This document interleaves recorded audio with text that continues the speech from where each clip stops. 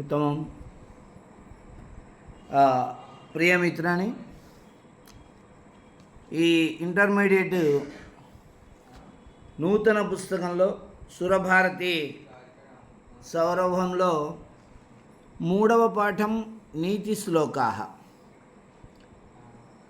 అథ నీయతే వ్యవస్థాప్యతే స్వేషు స్వేషు సదాచారేషు లోకః యయా సా నీతిః ఇది నీతి లక్షణం లక్షితం నీతిశాస్త్రవిద్భిః స్వేషు స్వేషు సదాచారేషు వారి వారి సదాచారాల ప్రకారం. ఇప్పుడు ఆంధ్రప్రదేశ్ వారు మంచి ఆచారాలు కలవారే, తెలంగాణ వారు, కర్ణాటక వాళ్ళు, తమిళనాడు వాళ్ళు మంచి ఆచారాలు కలవారే. కానీ ఆచారాల్లో భేదం ఉంటుంది. మనం బతుకమ్మ పండుగ చేసుకోము, మనం కనకదుర్గమ్మ పండుగ చేసుకుంటాం. బతుకమ్మ పండుగ వాళ్ళు ఆచరించే విధానం ఒకటి ఉంటుంది, మనం అలాంటి విధానాలు చేయము. ఇంకొక విధానంలో మనం పండుగ ఆచరించుకుంటాం. కేరళకి వెళ్తే ఓనం పండుగ అని ఉంటుంది, వాళ్ళు ఆచరించుకునేటువంటి విధానం వేరు. ఇలా ఒక్కొక్క పండుగకి ఒక్కొక్క ప్రత్యేకత ఉంటుంది, ఒక్కొక్క చోట ఒక్కొక్క రకమైనటువంటి విధంగా దాన్ని ఆరాధన చేస్తారు. అంతేకాదు వేరువేరు విషయాల్లో కూడా ఇలాంటి వేరువేరు విధానాలని పాటిస్తుంటారు. కాబట్టి స్వేషు స్వేషు సదాచారేషు తమవైనటువంటి సదాచారాలలో లోకమును నీయతే నడిపిస్తుంది, తీసుకువెళుతుంది. కాబట్టి దాన్ని మనము నీతి అని అన్నాము. లోకంలో ఉన్నటువంటి వాళ్ళందరినీ కూడా చక్కటి వ్యవహారాలలో ఉంచి ముందుకు తీసుకెళ్ళున్నది నీతి అని నీతి శాస్త్రం తెలిసినటువంటి వాళ్ళు చెబుతున్నారు అని మనకి ఇక్కడ ఈ పాఠం మొదలులో చెప్తూ ఉన్నారు. నయనాన్నీతిరుచ్యతే ఇది లక్షణం సువిదితమేవ. నయనాత్ తీసుకువెళ్ళడం వలన, నీతి తీసుకువెళ్ళునది అనే అర్థంలో మనల్ని తీసుకువెళ్ళినది. మనల్ని ఎక్కడికి తీసుకెళ్తుంది? ఒక సదాచారంలోకి తీసుకెళ్తుంది. ఇప్పుడు చూడండి, మనం ఒక పరోపకారాయ ఫలంతి వృక్షాహలాగా పరోపకారం గురించి ఒక శ్లోకం చెప్పుకున్నాం అనుకోండి, వెంటనే మనకు అనిపిస్తుంది ఇలాంటి పరోపకార లక్షణం నాలో ఉన్నదా? సత్యం గురించి మనం ఒక సుభాషితాన్ని చదివామనుకోండి, వెంటనే మనకు అనిపిస్తుంది, అరే నేను ఈ విధంగా సత్యాన్ని చెబుతున్నానా? సత్యం గురించి ఇంత చక్కటి ఉపన్యాసం ఇస్తున్నాను నేను ఈ శ్లోకాన్ని ఆధారం చేసుకొని. సత్యం చెప్పేటువంటి లక్షణం నాలో ఉందా అని మనము సత్యము, దానము, అహింస, నీతి, న్యాయము, ధర్మము, పరోపకారము, పెద్దలను గౌరవించటము, అహంకారము లేకుండా నడుచుకొనుట, ఇలాంటి సద్గుణాలకు సంబంధించిన వ్యవహారాలు వచ్చినప్పుడంతా కూడా ఈ గుణం నాలో ఉందా అని వెతికి చూసుకోవడమే మనము నీతిమంతులం అవ్వడానికి కారణమవుతుంది. అలా మనలో నీతి ఉందా అని వెతుక్కునేలా ఇది చేస్తోంది. కాబట్టి ఇవి నీతి శ్లోకాలు అయ్యాయి, ఇవి సుభాషితాలు అయ్యాయి. ఇహ సంకలితానాం శ్లోకానాం శ్లోకాంతరేణ సహ సంబంధో న విద్యతే. తస్మాదేవ శ్లోకాః ముక్తకాః ఇత్యభిధీయంతే. అత్ర నక్షత్రాంకితాః శ్లోకాః కంఠస్థీకరణీయాః. చూడండి, ఇక్కడ సంకలితానాం శ్లోకానాం, ఇక్కడ సంకలనం చేయబడినటువంటి శ్లోకాలు.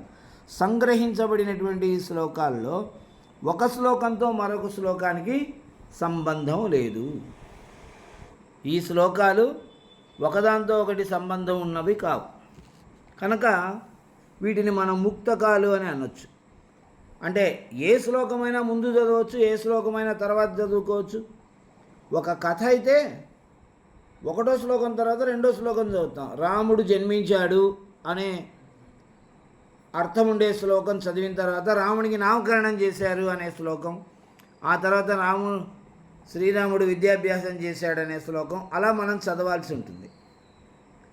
రాముడికి నామకరణం చేశారు అనే శ్లోకం చదివిన తర్వాత రాముడు జన్మించాడు అనే శ్లోకం చదవడం కుదరదు కదా. అలా చదివితే కథాంశం కుదరదు. ఇక్కడ ఈ శ్లోకాలు అలా కుదురుతాయి కాబట్టి వాటిని ముక్తకాలు అంటాం. ముక్తకం అంటే ఏమిటంటే ఒక శ్లోకానికి సంబంధించిన పూర్తి అర్థము ఆ శ్లోకంలోనే ఉంటుంది. కవి ఏం చెప్పదలుచుకున్నాడో తాను చెప్పాలనుకున్నటువంటి విశేషాంశాన్ని ఒకే ఒక్క శ్లోకంలో పూర్తిగా చెప్పేస్తాడు. అలా చెప్పినటువంటి శ్లోకాలని మనం ముక్తకములు అని అంటాం. మనం ఇక్కడ నక్షత్రం గుర్తున్నటువంటి శ్లోకాలని కంఠస్థం చేయాలి అని ఇక్కడ పాఠంలో నియమం చెప్తున్నారు. కానీ మొత్తం ఉన్నది 25 శ్లోకాలే కనుక ప్రతిరోజు ఈ శ్లోకాలని పారాయణ చేసినా కూడా 25 శ్లోకాలు అని అంటే ఖచ్చితంగా 4 లేక 5 నిమిషాల సమయం పడుతుంది. అలా 10 రోజులు విద్యార్థులు పారాయణ చేశారంటే, రోజు చదివారంటే ఈ శ్లోకాలని 25 శ్లోకాలు నోటికి వచ్చేస్తాయి. ఆ తర్వాత వాళ్ళు జీవితాంతం ఉపయోగపడతాయి. ఎక్కడ మొదటి శ్లోకం చెప్పుకుందాం. విద్యా దదాతి వినయం వినయాద్యాతి పాత్రతాం పాత్రత్వాద్ధనమాప్నోతి ధనాద్ధర్మం తతసుఖం. విద్యా వినయం దదాతి. విద్య మనిషికి కావలసిన సత్ప్రవర్తనను ఇస్తుంది. చదువుకున్నవాడు ఏ సందర్భంలో ఎలా నడుచుకోవాలో తెలిసి ఉన్నట్లుగా చదువు రానటువంటి వాడు అన్ని సందర్భాలలో మంచి ప్రవర్తనను కలిగి ఉండలేడు, గొప్ప ప్రవర్తనని కలిగి ఉండలేడు. కాబట్టి విద్య అనేది మనకి సత్ప్రవర్తననిస్తుంది. ఆ వినయాతి యాతి పాత్రతం, ఆ సత్ప్రవర్తన ద్వారా వ్యక్తిత్వమును పొందుతాడు. పాత్రతాం యాతి ఈజ్ ఈక్వల్ టు వ్యక్తిత్వమును పొందుతాడు. యాతి అంటే పొందుతాడు, వెళతాడు అనే అర్థము, పొందుతాడు అని అర్థం. అతను నిద్రపోతున్నాడు అంటే అర్థం నిద్రను పొందుతున్నాడు అని అర్థం. నిద్రాం గచ్చతి ఇత్యస్య అర్థః నిద్రపోతున్నాడంటే నిద్రను పొందుతూ ఉన్నాడు అని అర్థం. కాబట్టి ఒక వ్యక్తి తన యొక్క ప్రవర్తన ద్వారా వ్యక్తిత్వాన్ని సమాజంలో నిరూపణ చేసుకుంటాడు. ఈ వ్యక్తి మంచివాడని, ఈ వ్యక్తి చెడ్డవాడని సమాజం దేనిని చూసి నిర్ణయం తీసుకుంటుంది?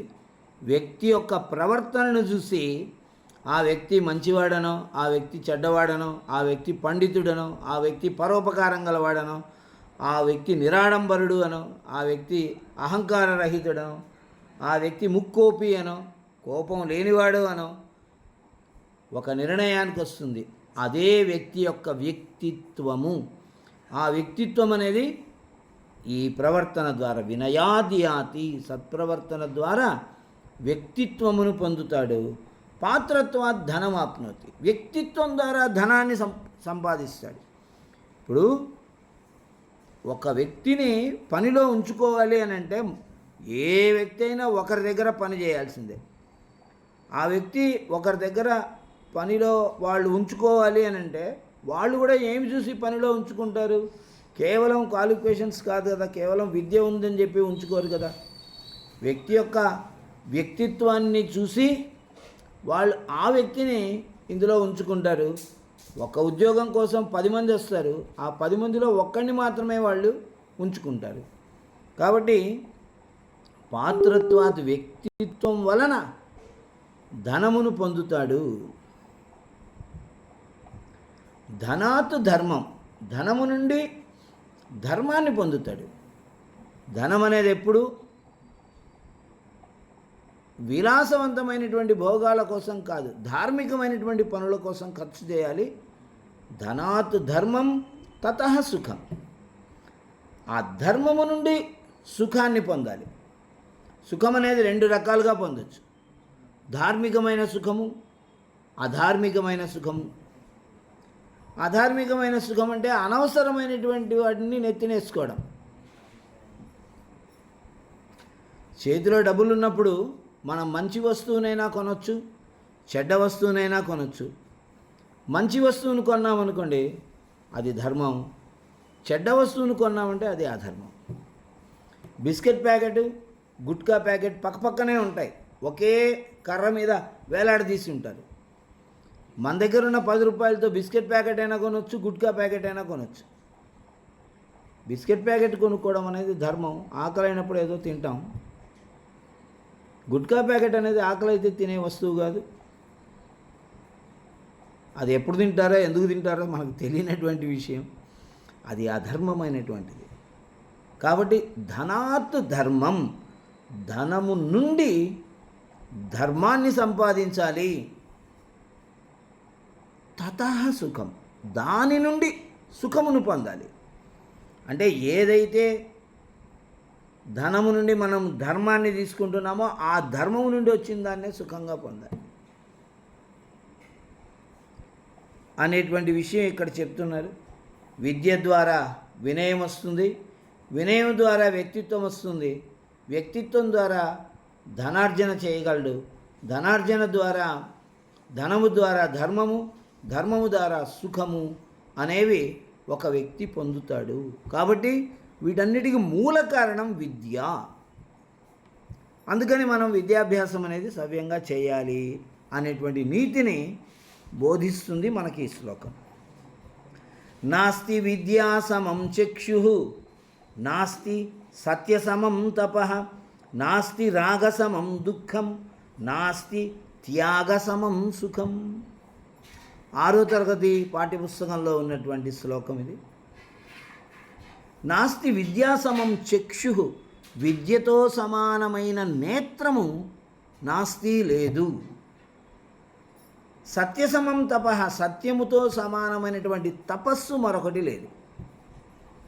రాగసమం దుఃఖం, వ్యామోహంతో సమానమైనటువంటి దుఃఖం మరొకటి లేదు. త్యాగసమం సుఖం, త్యాగంతో సమానమైనటువంటి సుఖము మరొకటి లేదు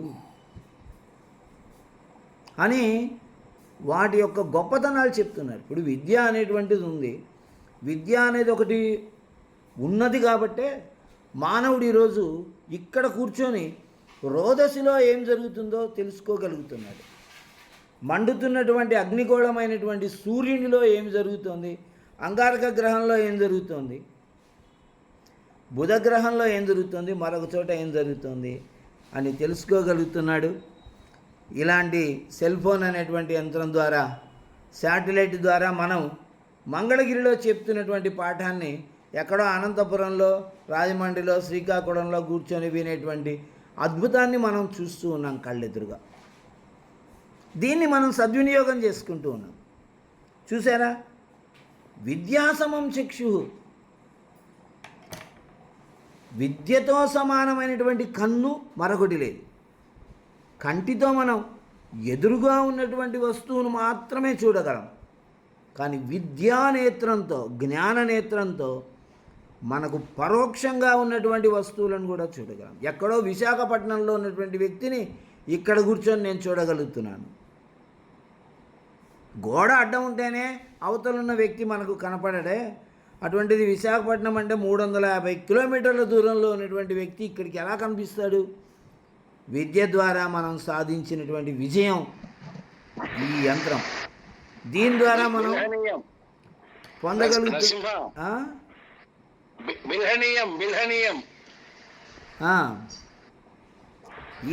ఈ విధంగా కవి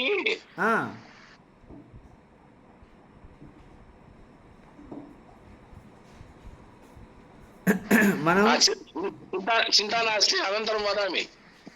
ఈ విధంగా మనము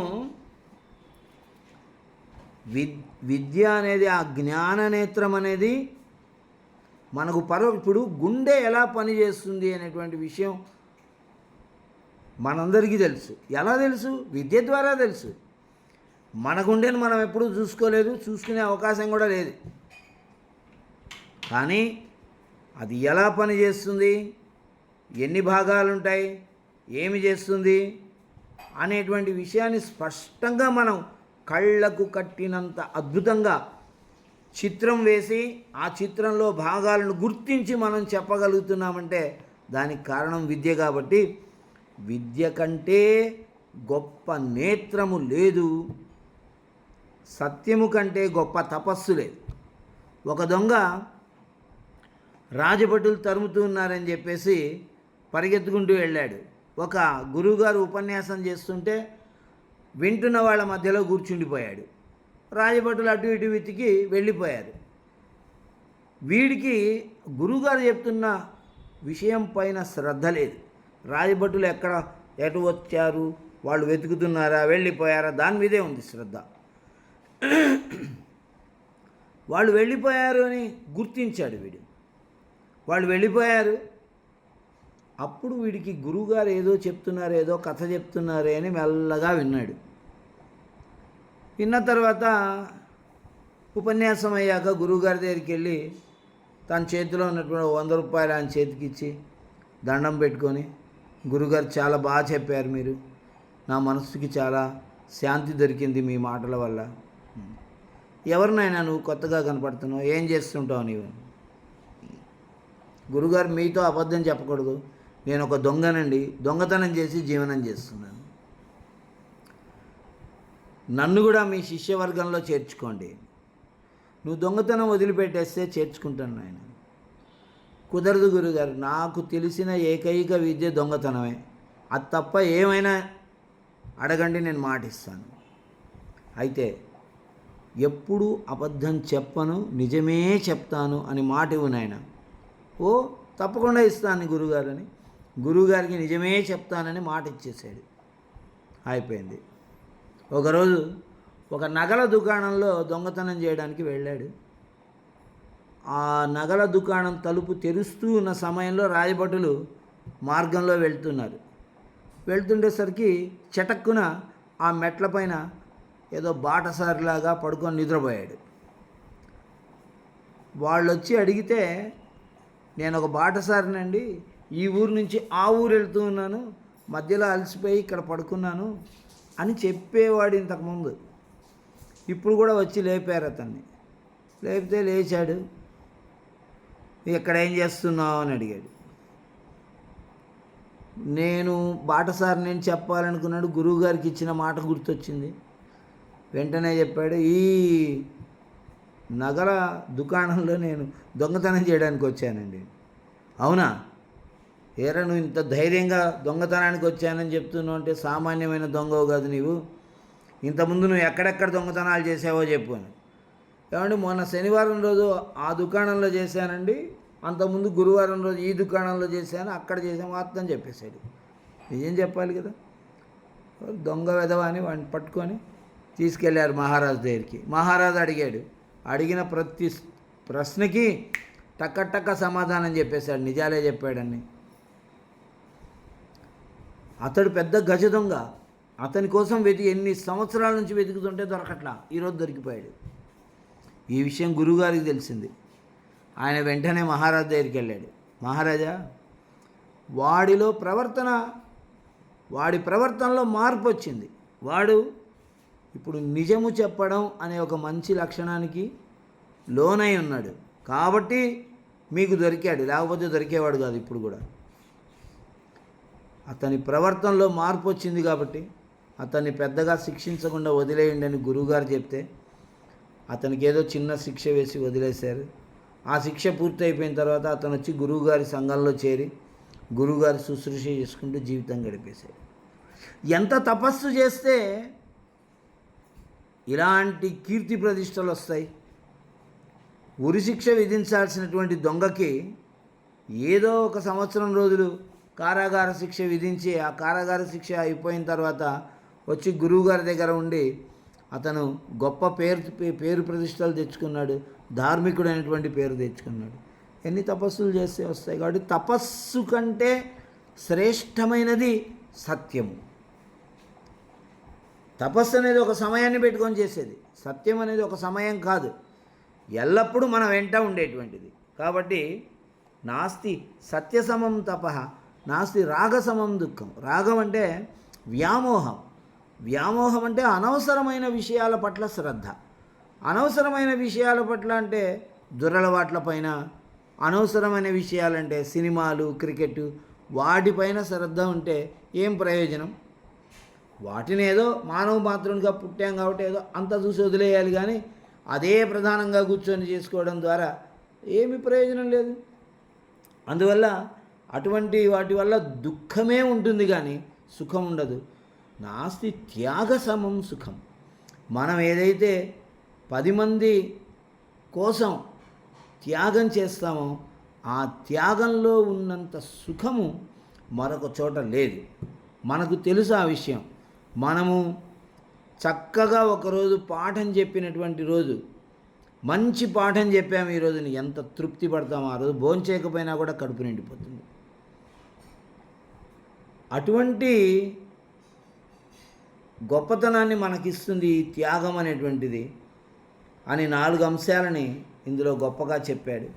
తర్వాత శ్లోకం అజరామరవత్ ప్రాజ్ఞః విద్యామర్థం చ సాధయేత్ గృహీత ఇవ కేశేషు మృత్యునా ధర్మమాచరేత్. ప్రాజ్ఞః తెలివితేటలు కలవాడు, బుద్ధి కలవాడు. అజరామరవత్, అజర అమరవత్, అజరః ముసలితనము లేనివాడు, వత్ వలె, ముసలితనం లేనివాని వలె, అమరవత్ మరణము లేనివాని వలె, విద్యాం అర్థం సాధయేత్, విద్యను, అర్థం డబ్బును, సాధయేత్ సంపాదించాలి. ఎవరినైనా మనం ఏదైనా కొంచెం చదువుకోండియా, సంస్కృతం చాలా సులభం, 10 రోజులు కాస్త కష్టపడండి వచ్చేస్తుంది అని అంటే, ఈ వయసులో నాకెందుకులేండి, మా పిల్లల్ని పంపిస్తా చేర్పించండి. వయసు ఏమిటి?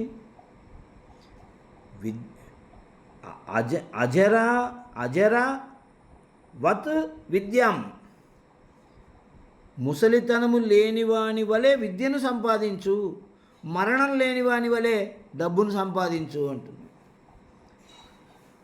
కాబట్టి విద్యకి ముసలితనానికి సంబంధం లేదు.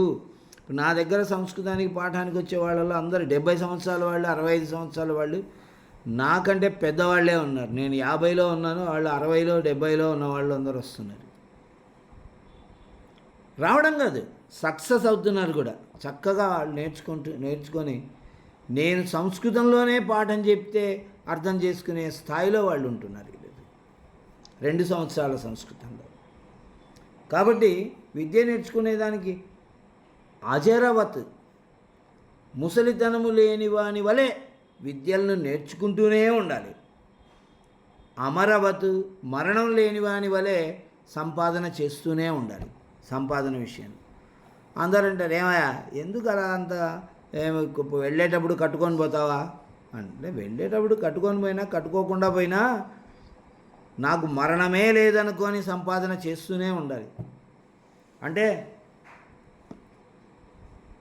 మనం సంపాదించగలిగినన్ని రోజులు ఖాళీగా కూర్చోకూడదు, సంపాదన చేస్తూ ఉండాలి.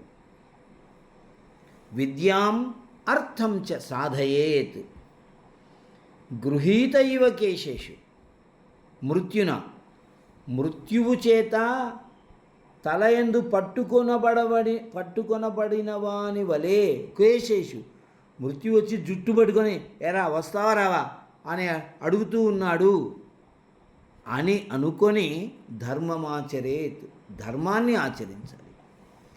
ధర్మాన్ని ఆచరించాలి అనుకున్నప్పుడు ఈ క్షణంలో నాకు మృత్యు వచ్చేసింది, మృత్యు వచ్చి జుట్టు పట్టుకొని ఈడుస్తూ ఉన్నాడు అనుకోని ధర్మాన్ని ఆచరించాలి.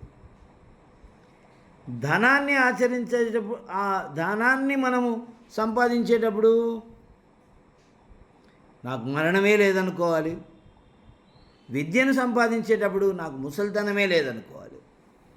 చూడండి, విద్య, అర్థం, ధర్మము, ఈ మూడింటిని ఆచరించేటువంటి సమయాలలో ఎలా ప్రవర్తించాలో చెప్పారు మనకిక్కడ. తర్వాత శ్లోకం, మాతృవత్ పరదారేషు పరద్రవ్యేషు లోష్ఠవత్ ఆత్మవత్ సర్వభూతేషు యః పశ్యతి సపండితః. పరదారేషు మాతృవత్, ఇతరుల భార్యల యందు తల్లి వలె భావన కలిగి ఉండాలి. పరద్రవ్యేషు, ఇతరుల పదార్థముల యందు, ఇతరుల వస్తువుల యందు లోష్ఠవత్, మట్టి వలె భావన కలిగి ఉండాలి. ఇది మట్టి అనుకోవాలి, అది బంగారం అయినా కూడా.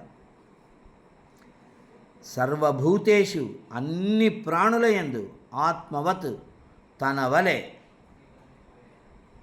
భావన కలిగి ఉండాలి. యహ పశ్యతి, ఎవరైతే చూస్తారో, పరస్త్రీల యందు తల్లి లాంటి భావనతో, ఇతరుల వస్తువుల యందు మట్టి అనేటువంటి భావనతో, అన్ని భూతముల యందు ప్రాణుల యందు నేను అనేటువంటి భావనతో ఎవరైతే చూస్తారో సహ పండిత, అతన్ని పండితుడునాలి అని. పండిత అనడానికి ఒక డెఫినిషన్ చెప్పారు, ఒక నిర్వచనం చెప్పారు. ఎవరిని పండితుడు అనాలండి? శాస్త్రాలు చదివినటువంటి వాడు, తెలుగు చదువుకున్నవాడు తెలుగు పండితుడు, హిందీ చదువుకున్నవాడు హిందీ పండితుడు, సంస్కృతం చదువుకున్నవాడు సంస్కృత పండితుడు కాదు. ఈ లక్షణం ఉన్నటువంటి వాడు పండితుడు. స్త్రీమూర్తులందరినీ తల్లిలా భావించేటువంటి వాడు. చూడండి, అమ్మ అనేటువంటి పదము చాలా సహజమైనటువంటిది. అది మనం ఎవరి విషయంలో అయినా ఉపయోగించవచ్చు. 10 సంవత్సరాల ఒక అమ్మాయిని, ఏమ్మా నీ పేరేంటమ్మా, నువ్వు ఏ తరగతి చదువుతున్నావమ్మా అని మనం అడుగుతాం.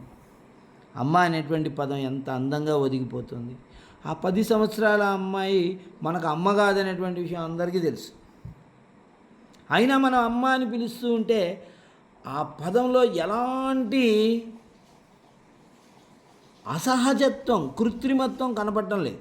అమ్మ అని కాకుండా వేరేది పిలవండి, అక్క అనో వదినానో, ఏం వదిన, ఏం పేరు నీ పేరు, ఏం అత్త, ఏం పేరు నీ పేరు, అమ్మమ్మ నీ పేరేంటి. 10 ఏళ్ల అమ్మాయిని పట్టుకొని మనం ఇలా మాట్లాడితే చూసేవాళ్ళు తంతారు ముందు మనల్ని. అమ్మ అనేటువంటి పదంతో అన్నామనుకో, ఎవరు ఏమన్నా అందరికీ ఆనందంగా ఉంటుంది. అంత చక్కగా ఒదిగిపోతుంది ఆ పదం. అమ్మ అనే పదం తప్ప వేరే పదం ఏది ఒదగదు. కాబట్టి అంత సహజమైనటువంటి, అసలు ఇలా పుట్టినటువంటి, ఇప్పుడే పుట్టినటువంటి శిశువును మనం అమ్మ అని అనొచ్చు. జగాలనేలే తల్లి ఆ కనకదుర్గమ్మని మనం అమ్మ అని పిలవచ్చు. కాబట్టి అమ్మ అనేటువంటి పదానికి స్త్రీమూర్తులు అందరూ అర్హులే. అందరూ అంటే అందరూ అర్హులే. భార్య కూడా అర్హురాలే. ఎందుకంటే భోజ్యేషు మాత, ఆవిడ తిండి పెట్టేటువంటి అన్నపూర్ణమ్మ. ఆవిడ అన్నపూర్ణమ్మ. అంత శ్రేష్టమైనది. ఈ భావన కలిగినటువంటి వాడు పండితుడు. ఇతరుల ధనాన్ని చూసి, ఇతరుల ఐశ్వర్యాన్ని చూసి ఏడవకుండా ఉండడం, ఇతరుల ధనాన్ని తన వశం చేసుకోవాలనే భావన లేకుండా ఉండటం, ఇతరుల ధనాన్ని ఒక మట్టితో సమానమైన దానిగా చూస్తూ ఉండటం, అది పండితుడి లక్షణం. అలాగే అన్ని ప్రాణులు కూడా తనలాంటివే అనే భావన కలిగి ఉండటం.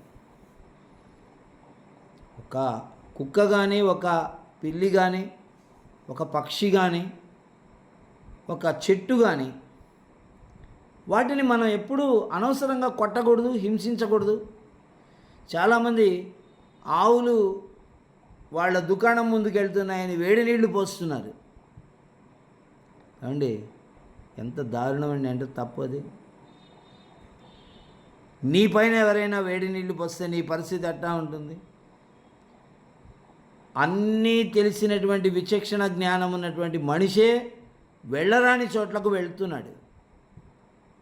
విచక్షణ లేనటువంటి ప్రాణి నీ దుకాణం ముందుకి నువ్వేమైనా పెడతావేమో తిందామని వస్తే నీ మనసు ఒప్పితే పెట్టు, మనస్సు లేకపోతే పంపించేసాయి, వెళ్ళిపోతుంది. వేడి నీళ్ళు పోస్తారా? తప్పు కదా. అది ఆత్మవత్తు సర్వభూతేషు. నేను ఆ పరిస్థితిలో ఉంటే నాకెలా ఉంటుంది అని ప్రతి చోట ఆలోచన చేసుకోవడం అనేది పండితుడి యొక్క లక్షణము. అది మనిషి విషయంలో కానీ, ప్రాణి విషయంలో కానీ, పశువు విషయంలో కానీ, చెట్టు విషయంలో కానీ, నేను ఆ పరిస్థితిలో ఉంటే అని అనుకోవడమే ఆత్మవత్తు సర్వభూతేషు. ఇలాంటి లక్షణాలు మనలో కలగాలంటే ఇలాంటి విశేషాంశాలని మనం చదవాలి. అదే నీతి శ్లోకాః. యథా హ్యేకేన చక్రేణ న రథస్య గతిర్భవేత్ ఏవం పురుషకారేణ వినా దైవం న సిద్ధ్యతి. ఏకేన చక్రేణ రథస్య గతి న భవేత్. ఒక్క చక్రముతో రథము ముందుకెళ్ళడం అనేది జరగదు. ఏవం, అదేవిధంగా పురుషకారేణ వినా, వ్యక్తి యొక్క ప్రయత్నము లేకుండా దైవం, అదృష్టము కూడా న సిద్ధ్యతి, ఫలించదు.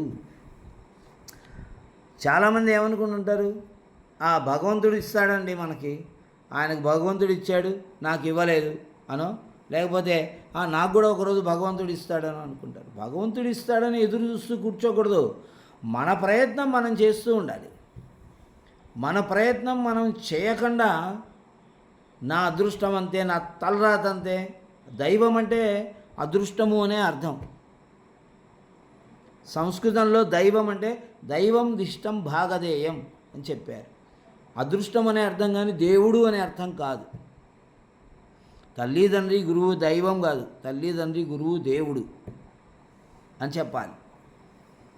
కాబట్టి అదృష్టం పైన భారం వేసి జీవనం చేసేటువంటి వాడికి ఎప్పటికీ ఫలించదు. కాబట్టి ఒక్క చక్రం పైన రథం అనేది వెళ్ళదు. 2 చక్రాలు ఉండాలి రథం ముందుకెళ్ళాలంటే. కనీసం ఒక చక్రం. అలాగే మానవుడి జీవనం కూడా 2 చక్రాలు. ఒక చక్రం మానవ ప్రయత్నం, 2వ చక్రం అదృష్టం. ఈ 2 చక్రాలు సమానంగా ఉంటే అతడి జీవితం ఆనందంగా గడిచిపోతుంటుంది. అసమానతలు ఉంటే కొంచెం ఒడిదుడుకులతో వెళ్తుంది. ఈ విషయాన్ని మనం చక్కగా తెలుసుకోవాలి. కాబట్టి సొంత ప్రయత్నాలు, దేవుడికి దండం పెట్టుకొని నాకు ఎక్కువ మార్కులు రావాలి అంటే రావు. నువ్వు కూడా కష్టపడి చదివితూ, స్వామి నేను ఇంత కష్టపడి చదువుతున్నాను, నాకు మంచి ఫలితాంశాలను ఇవ్వు అని కోరుకుంటే భగవానుడు అనుగ్రహించేటువంటి అవకాశం ఉంది. ఇక్కడ మరో శ్లోకం చెప్తున్నారు. ఉద్యమేన హి సిద్ధ్యంతి కార్యాణి న మనోరథైః నహి సుప్తస్య సింహస్య ప్రవిశంతి ముఖే మృగాః. ఇప్పుడు మనం చెప్పుకున్నటువంటి దానికి అనువర్తి శ్లోకం లాంటిది ఇది. కార్యాణి, పనులు అనేవి, మనోరథైః, కోరికలను కోరుకోవడము ద్వారా న సిద్ధ్యంతి, సిద్ధించవు, ఫలించవు. ఉద్యమేన, ఉద్యమం చేయడం ద్వారా, ఉద్యమం అంటే ప్రయత్నం చేయడం ద్వారా అవి ఫలిస్తాయి. ప్రయత్న ఇది పదస్య పర్యాయపదమేవ ఉద్యమః. దానికి తెలుగులో మన వాళ్ళు ఏదో ఉద్యమం అంటే ఏదో పెద్ద దండయాత్ర లాంటిది అర్థాన్ని తీసుకొచ్చారు. కానీ ఉద్యమః నామ ప్రయత్న ఇత్యేవ అర్థః. ప్రయత్నం అనేది ఉంటే మన మనస్సులో ఉన్నటువంటి కోరికలను మనం నెరవేర్చుకోవచ్చు. చూడండి, సుప్తస్య సింహస్య ముఖే, నిద్రిస్తున్నటువంటి సింహం యొక్క ముఖంలోనికి మృగాహ, జంతువులు నప్రవిశంతి ఖలు, ప్రవేశించవు కదా, నప్రవిశంతి హి, ప్రవేశించవు కదా. ఒక గుహలో పడుకొని నిద్రపోతుంది సింహం, దానికి ఆకలైంది. జంతువులు వెళ్ళి దాని నోట్లోకి వెళ్తాయా ఏంటి? సింహానికి, వనరాజుకి ఆకలవుతోందని. ఆకలవుతున్నటువంటి సింహమే లేచి బయటకు వెళ్ళి జంతువులు ఎక్కడ దొరుకుతాయో చూసుకొని, అక్కడ ఒక జింకనో గడ్డి మేస్తూ ఉంటే అదొక చెట్టు వెనకాల నక్కి నక్కి ఉండి, ఆ జింక అటువైపు తిరిగి మేస్తున్న సమయంలో వెనక వైపు నుంచి వెళ్ళి దాని మీద పడి కొట్టి దాన్ని తింటే కడుపు నిండుతుంది. అలా వేటాడితే, అలా కష్టపడితే కడుపు నిండుతుంది. కానీ అది సింహం మృగరాజు అయినంత మాత్రాన పడుకున్న చోటికి ఆహారం వెళ్ళదు. మానవుడి పరిస్థితి కూడా అంతే. మనస్సులో చాలా కోరికలు ఉంటాయి. నేను అదవ్వాలి, ఇదవ్వాలి, ఏదో అవ్వాలి, వాళ్ళు అది చేయాలి నాకు, వీళ్ళు ఇది చేయాలి నాకు అని అనుకుంటారు. కానీ కోరికలను మనసులో పెట్టుకుంటే నెరవేరవు. ఉద్యమేన సిద్ధ్యంతి, ప్రయత్నం చేయడం ద్వారా కోరికలు అనేవి సిద్ధిస్తాయి అనే విశేషాంశము ఈ శ్లోకంలో చెప్పారు. యౌవనం ధన సంపత్తి ప్రభుత్వం అవివేకిత ఏకైకమప్యనర్థాయ కిము యత్ర చతుష్టయం. ఏమండి, యవ్వనము, ధన సంపత్తి, డబ్బులు ఉండడం, ప్రభుత్వం, అధికారం ఉండడం, అవివేకిత, మూర్ఖత్వం ఉండడం, ఈ 4 కూడా ఏకైకం అపి అనర్థాయ, ఒక్కొక్కటి కూడా అనర్థానికే దారితీస్తుంది. ఒక్కటి ఉంటే చాలు జీవితం నాశనం అయిపోతుంది, పక్క వాళ్ళ జీవితాన్ని కూడా నాశనం చేస్తుంది. కిము ఎత్ర చతుష్టయం, ఎత్ర ఎక్కడైతే చతుష్టయం 4 ఉన్నాయో అక్కడ కిము ఇంకా ఏమని చెప్పగలమండి? ఇంకా ఎంత అనర్థం జరుగుతుందని మనం చెప్పగలమండి. యవ్వనం అనేది ఆ వయసు అలాంటిది. ఆ వయస్సులో ఉన్నప్పుడు ఎవరు ఎవరి మాట వినరు. మానవుడైనా జంతువులైనా కూడా. మదపుటేనుగు అంటాం. ఆ ఏనుగుకి మదస్రావము కలుగుతున్నటువంటి సమయంలో, అంటే యవ్వనంలో ఉన్న ఏనుగు అని అర్థం. దాన్ని ఎవరు అదుపు చేయలేరు. కాబట్టి అనర్థాలు జరిగేటువంటి అవకాశం ఉంది. అదుపు చేసుకోగలిగితే మహాత్ముడు అవుతాడు. ధన సంపత్తి, బోల్డు డబ్బులు ఉన్నాయి. 10 రూపాయలు ఇవ్వమంటే 100 రూపాయలు ఇచ్చేటువంటి తండ్రి ఉన్నాడు. ఎందుకు మాట వింటాడండి వాడింగా? కాబట్టి డబ్బు కూడా మనిషిని నాశనమే చేస్తుంది, కానీ సమున్నత శిఖరాలకు తీసుకెళ్ళదు. ప్రభుత్వం, అధికారం చేతిలో ఉండడం. అధికారం చేతిలో ఉన్నటువంటి వాడు వేరే వాళ్ళ మాట వింటాడా? నాకే చెప్తామని అంటాడు. అవివేకిత, ఇది అందరికన్నా గొప్పది. వివేకం లేకుండా ఉండడం, తెలివి లేనితనము. వివేకిత అంటే తెలివి, వివేకం అంటే తెలివి, అవివేకిత అంటే తెలివి లేకపోవడం. వాడికి తెలియదు, వేరే వాళ్ళు చెప్తే అర్థం చేసుకునే జ్ఞానం వాడి దగ్గర లేదు. అది అవివేకిత. ఇది ఉంది అంటే వాడికి మనం నమస్కారం చేయడం తప్ప ఇంకేమీ చేయలేము మనం. ఒక్కొక్కటి మానవునికి అనర్థాలను తెచ్చిపెట్టేమంటే, కొంపదీసి ఈ 4 ఉన్నాయనుకోండి, ఏ రాజుగారి కుమారుడికో యవ్వనం వచ్చింది, రాజుగారి కుమారుడు కాబట్టి దండిగా డబ్బులున్నాయి, ప్రభుత్వం చేతిలో ఉంది, తర్వాత అవివేకిత, ఎవ్వడి మాట వెండివాడు, ఇక ఎన్ని అనర్థాలను చేయగలడు. అలాంటి అనర్థాలను చేసే నందుని ఇంట ఉన్నటువంటి రాజకుమారులందరూ చాణక్యుని చేతిలో హతమయ్యారు. వాళ్ళందరూ ఇలాంటి తిక్క పనులే చేశారు. గుణవద్వస్తు సంసర్గాత్ యాతి స్వల్పోపి గౌరవం పుష్పమాలానుషంగేణ సూత్రం శిరసి ధార్యతే.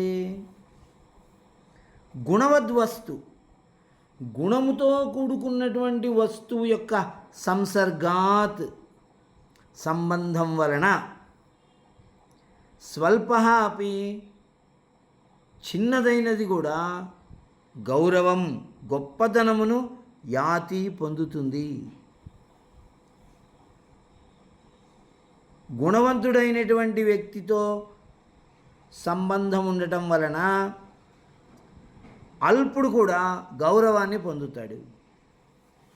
పుష్పమాల అనుషంగేణ పుష్పమాలతో అనుబంధం ఉన్న కారణంగా సూత్రం దారము శిరసి ధార్యతే తలపైన ధరించబడుతూ ఉంది. ఉట్టి దారాన్ని ఇచ్చి తల మీద పెట్టుకోమనంటే ఎవరైనా పెట్టుకుంటారేమో. ఉట్టి ఒక పువ్వునిచ్చి తల మీద పెట్టుకోమంటే పెట్టుకుంటారు. ఒక గులాబీ పువ్వు చామంతి పువ్వు ఇచ్చి అమ్మాయి దేవుడి యొక్క పుష్పం తల మీద పెట్టుకో తల్లి అంటే చక్కగా కళ్ళకద్దుకొని ఆ పుష్పాన్ని తల మీద పెట్టుకుంటారు, ఉట్టి పుష్పాన్ని. కానీ ఉట్టి దారం ఇచ్చి తల మీద పెట్టుకుంటే ఎవరు పెట్టుకోరు. అదే దారానికి 4 పూలను కట్టి ఇస్తే దాన్ని పుష్పమాల అని తల మీద పెట్టుకొని గౌరవిస్తారు. కాబట్టి అక్కడ దారాన్ని మనం తల మీద పెట్టుకుంటున్నామనే భావన లేదు, పుష్పాలను తల మీద పెట్టుకున్నామనే భావనే ఉంటుంది. ప్రశ్నలో అదే ఉంటుంది, సమాధానంలో అదే ఉంటుంది. పూలు పెట్టుకున్నావా? పూలు పెట్టుకున్నాను. ఎన్ని మూరలు? 4 మూరల పూలు పెట్టుకున్నాను. ఈ 4 మూరలు అన్ని పూలు ఒక వరుసలోకి ఎలా వచ్చాయి? దారం వల్ల వచ్చాయి వరుసలోకి. కానీ ఆ విషయానికి ఎక్కడ గుర్తింపు లేదు. అలాగే ఒక శ్రేష్టమైనటువంటి వ్యక్తితో కలిసి మనం ఉన్నప్పుడు ఆ శ్రేష్టమైనటువంటి వ్యక్తికి కలిగేటువంటి గౌరవ మర్యాదలన్నీ కలుగుతాయి. ఆ శ్రేష్టమైనటువంటి వ్యక్తితో పాటు స్వల్ప అల్పుడు ఉండడం వల్ల ఆయన యొక్క గౌరవ మర్యాదలే ఇతనికి కలుగుతాయి. అందువల్ల మనము మనకంటే శ్రేష్టమైనటువంటి వ్యక్తిని ఆశ్రయించి ఉండాలి. అప్పుడు వారి గౌరవాన్ని మనం పొందుతాం. శ్రీరాముడు ఎక్కడికి వెళ్ళినా కూడా నేను వశిష్ఠ మహర్షి యొక్క శిష్యుణ్ణండి అని చెప్పుకున్నాడు. అది శ్రీరాముని యొక్క గౌరవానికి కారణమైంది. అమ్మో, వశిష్ఠ మహర్షి యొక్క శిష్యుడు వచ్చాడు. రఘుమహారాజు లేచి పరిగెత్తాడు. ఎందుకని? వరతంతు మహర్షి యొక్క శిష్యుడు వచ్చాడు, కౌత్సుడు. కౌత్సునికి కాదు గౌరవం అక్కడ, వరతంతు మహర్షికి ఉండేటువంటి గౌరవము ఇక్కడ కౌత్సుని పైన చూపించడం జరుగుతుంది. అది గుణవద్ వస్తు సంసర్గాత్ యాతి స్వల్పోపి గౌరవం అనడానికి ఉదాహరణ.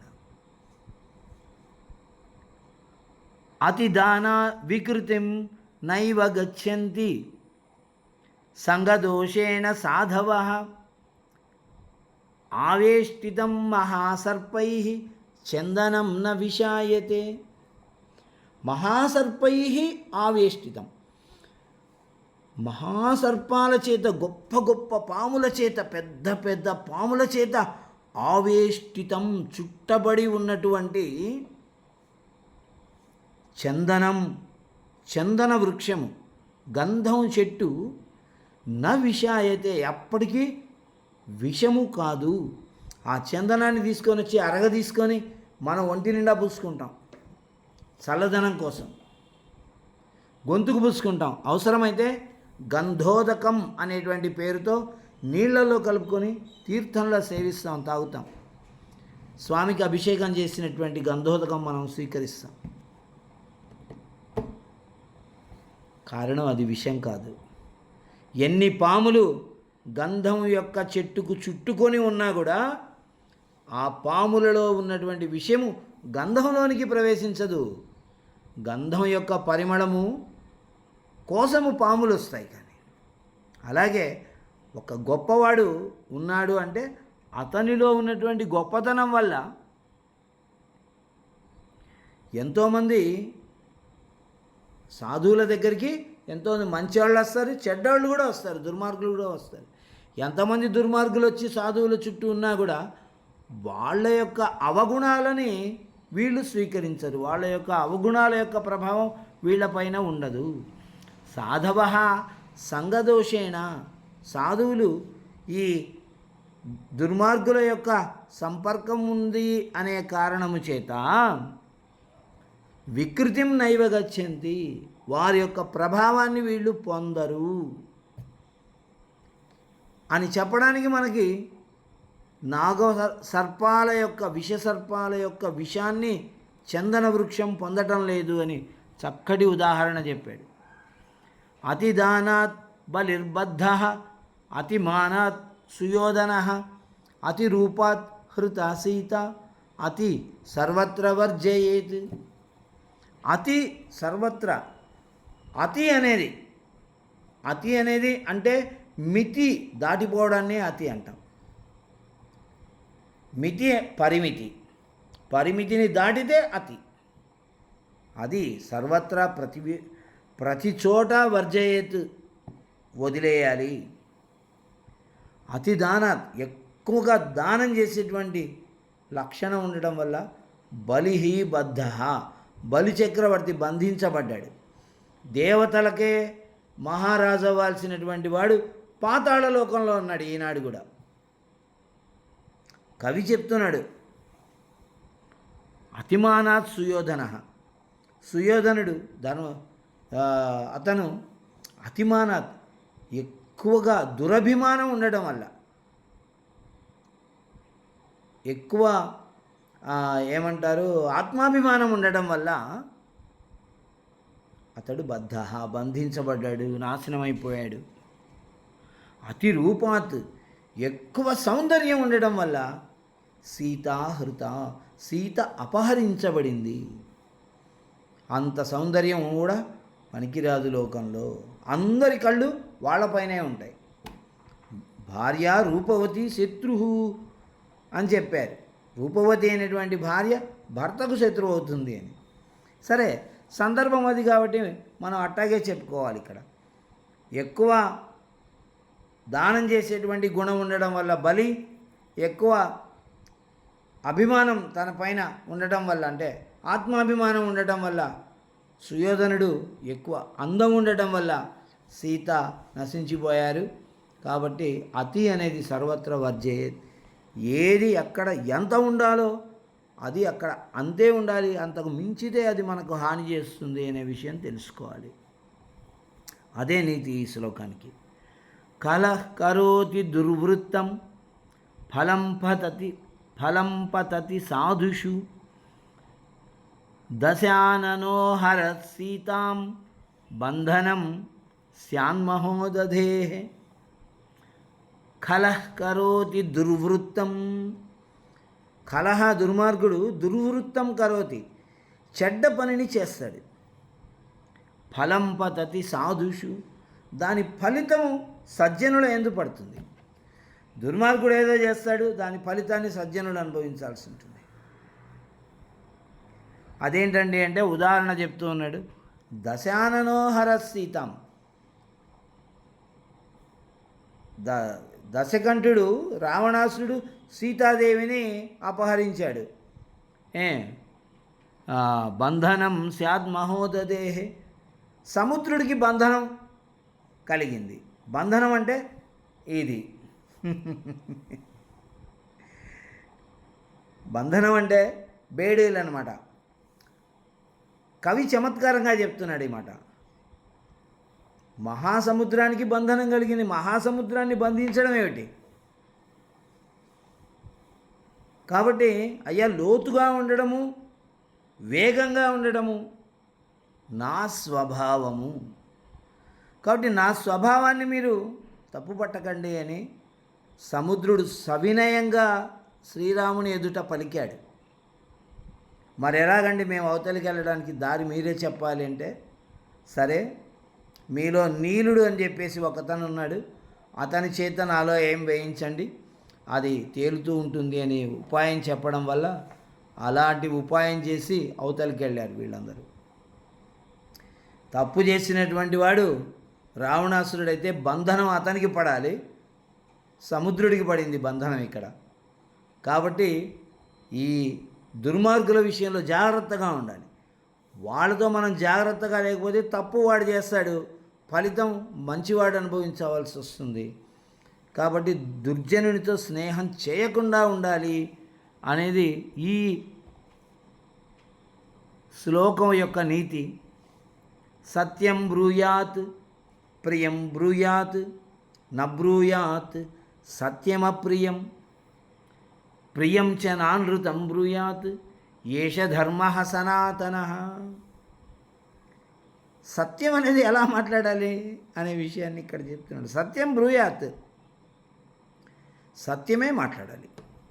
ప్రియం బ్రూయాత్, ఎదటి వ్యక్తికి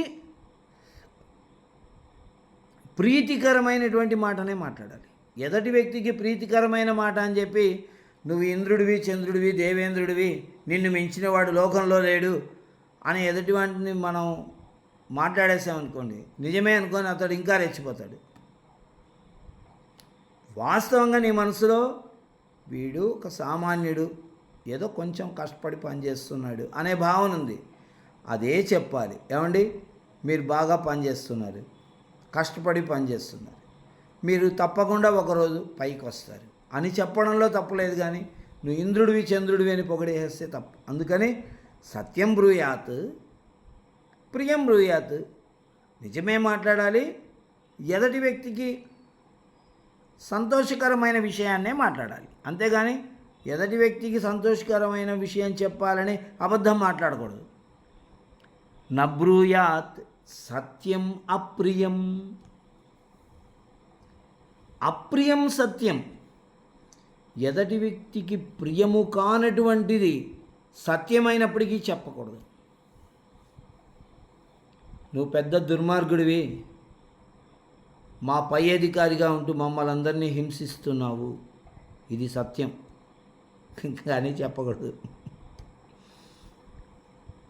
ఇది వాస్తవం. పై అధికారిగా ఉండి అందరినీ హింసిస్తున్నాడు, కానీ ఈ మాట నేరుగా అతనితోనే మనం చెప్పడం ద్వారా అతడు ఇంకా రెచ్చిపోయి ఇంకా ఎక్కువ హింసిస్తాడు. కాబట్టి నబ్రూయాత్ సత్యం అప్రియం, ఇది సత్యమే కానీ ఎదటి వ్యక్తికి అప్రియమైనటువంటిది. హే, వీడు నన్ను దుర్మార్గుడు అని అంటున్నాడు, నేను అందరినీ హింసిస్తున్నాను అంటున్నాడు అని అతను భావించేటువంటి అవకాశం ఉంది. ప్రియం చ నా అనృతం బ్రూయాత్, ఎదటివాడికి ప్రియమైన విషయాలు చెప్పాలని అనృతం అన్నీ అబద్ధాలే చెప్పకూడదు. నువ్వు చాలా గొప్పవాడివి, నువ్వు దానకర్ణుడివి, నువ్వు ఇలాంటి వాడివి అలాంటి వాడివి అని కూడా చెప్పకూడదు. కాబట్టి ఏషః సనాతన ధర్మ, ఇది సనాతనమైనటువంటి ధర్మం. మనం మాట్లాడేటువంటి దాంట్లో సత్యం ఉండాలి, ఎదటి వ్యక్తి నొచ్చుకోకుండా ఉండేటువంటి సున్నితమైనటువంటి మాట అయి ఉండాలి. అలాంటి మాటలు మాట్లాడాలి. చింతనీయా హి విపదాం ఆదావేవ ప్రతిక్రియ నకూపఖననం యుక్తం ప్రదీప్తే వన్హినా గృహే. గృహే వన్హినా ప్రదీప్తే, ఇల్లు అగ్నితో తగలబడుతూ ఉండగా కూపఖననం, బావి త్రవ్వడం నయుక్తం, సరికాదు. అలాగే విపదాం, ఆపదలకు పూర్వమేవ ఆదావేవ, ముందుగానే ప్రతిక్రియ పరిష్కారం అనేది చింతనీయ, ఆలోచించుకొని ఉండాలి. ఇప్పుడు 3 అంతస్తులు 4 అంతస్తుల బిల్డింగుల్లో అగ్నిమాపక యంత్రాలన్నీ ఉంటాయి. ఎమర్జెన్సీ ఎగ్జిట్ ఉంటుంది. ఎమర్జెన్సీ ఏర్పడ్డప్పుడు ఏ ద్వారం, ఏ మార్గం గుండా బయటపడాలి అనేది. అవి ఎందుకండి, ఎప్పుడో కదా ప్రమాదాలు జరిగేది. అయినా ప్రమాదం ఇక్కడ జరుగుతుందని గ్యారంటీ ఏమిటంటే, ప్రమాదం జరిగినప్పుడు ఇవన్నీ ఆలోచన చేయకూడదు. ముందుగానే ఆదావేవ ప్రతిక్రియ, ముందుగానే దానికి మనం ఒక పరిష్కారాన్ని ఆలోచించి పెట్టుకోవాలి. ఇలా జరిగితే మనం ఇలా చేసుకోవచ్చని ఒక పరిష్కారాన్ని ఆలోచన చేసుకోవాలి. కానీ ప్రమాదం జరిగిన తర్వాత అప్పుడు ఏం చేయాలి అని అప్పుడు చేయడం అనేది, ఇల్లు తగలబడిపోతున్నప్పుడు అరే బావితో వండరా, ఆ నీళ్లు తీసి ఇంటి మీద చల్లుదాం, అప్పుడు మంటలు ఆరిపోతాయని చెప్పినంత మూర్ఖంగా ఉంటుంది అనేటువంటి విషయాన్ని ఇందులో చాలా స్పష్టంగా చెప్పారు. కాబట్టి నీతి అదే, మనం ముందుగానే ప్రికాషన్ మనకి ఏదైనా జబ్బు వస్తుందేమో అంటే వ్యాయామం చేయాలి. యోగా చేసుకోవడం ద్వారా మనకు బీపీలు, షుగర్లు ఇవి లేకుండా మానసిక ప్రశాంతతతో ఒత్తిడి లేకుండా జీవనం చేస్తాం. అలాగే అర్థనాశం మనస్తాపం గృహే దుశ్చరితాని చ వంచనం చాపమానం చ మతిమ అన్న ప్రకాశయేత్. అర్థనాశం డబ్బు పాడైపోయింది అనే విషయాన్ని గురించి, మనస్తాపం మనస్సుకు కలిగినటువంటి ఒత్తిడికి సంబంధించిన విషయాన్ని గురించి, గృహే దుశ్చరితాన్ని ఇంటిలో ఉండేటువంటి చెడు విషయాలు, దుశ్చరితాన్ని ఇంట్లో జరుగుతున్నటువంటి చెడు పనుల గురించి కానీ, వంచనం జరిగినటువంటి మోసమును గురించి కానీ, అపమానంచ జరిగిన అవమానము గురించి కానీ, మతిమాన్ తెలివిగలవాడు న ప్రకాశయేత్ ఎక్కడా బయట పెట్టకూడదు. మనము ఏదో 10 మందికి చెబితే మనస్సులో ఉన్నటువంటి భారం తగ్గిపోతుంది అని, ఏమండి మా వాడికి బుద్ధే లేదండి, వాడు ఇలా వేధించుకు తింటున్నాడు, నేను చెప్పిన మాట విన్నే వినండి మా అబ్బాయి అన్నీ ఇలాంటి పనులు చేస్తుంటాడండి. కుమారుని గురించి, కుమార్తె గురించి, ఇంట్లో పిల్లల గురించి బయట 10 మందికి నా పిల్లలు నేను చెప్పిన మాట వినరు, దుర్మార్గులు, పొద్దున్నే నిద్రలేరు, ఇలా చేయరు, అలా చేయరు, ఇలాంటివి చెప్తుంటారు చాలామంది. అలా చెప్పుకోవడం ద్వారా ఆ వ్యక్తియే 10 మందిలో చులకన అవుతాడు. కాబట్టి అలాంటివి చెప్పకూడదు. మంచి విషయాల్ని ప్రకటించాలి. గుణాన్ ప్రకటయేత్, వాళ్ళల్లో ఉన్నటువంటి మంచి లక్షణాలు ఏవైతే ఉంటాయో వాటిని చెప్పాలి 10 మంది ముందు.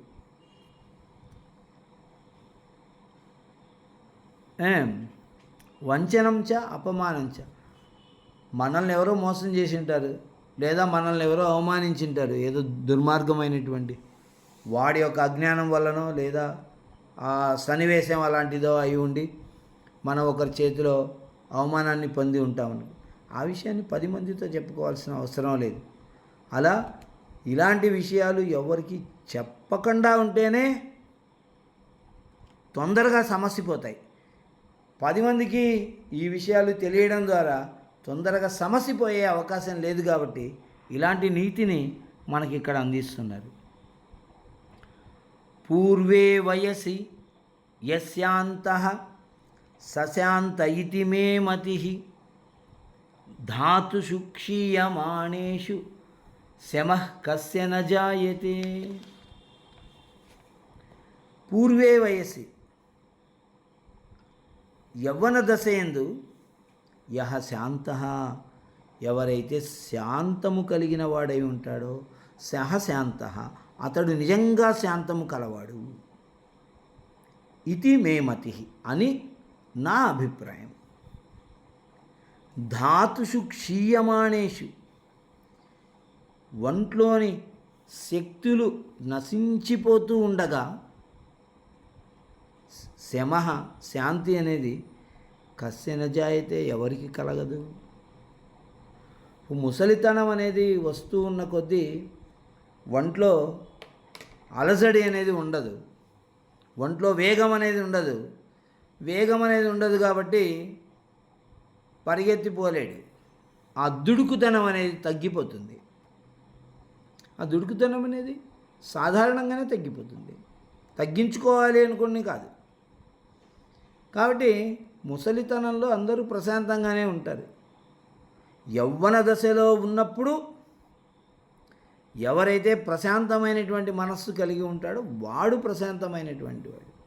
యవ్వన దశలో ఉన్నప్పుడు పరిగెత్తకుండా, దుడుకుతనం లేకుండా ప్రశాంతంగా ఎదటి వాళ్ళు చెప్పినటువంటి దాన్ని ఆలకించి తెలుసుకొని దానికి తగ్గట్టు నడుచుకుంటే వాడు సమున్నతమైనటువంటి స్థానానికి వెళ్తాడు. వాడి జీవితం అంతా శాంతిమయంగా ఉంటుంది. యవ్వన దశలో పరిగెత్తాలని ప్రయత్నం చేసిన వాడు ఎక్కడో చోట పడతాడు. వాడి యొక్క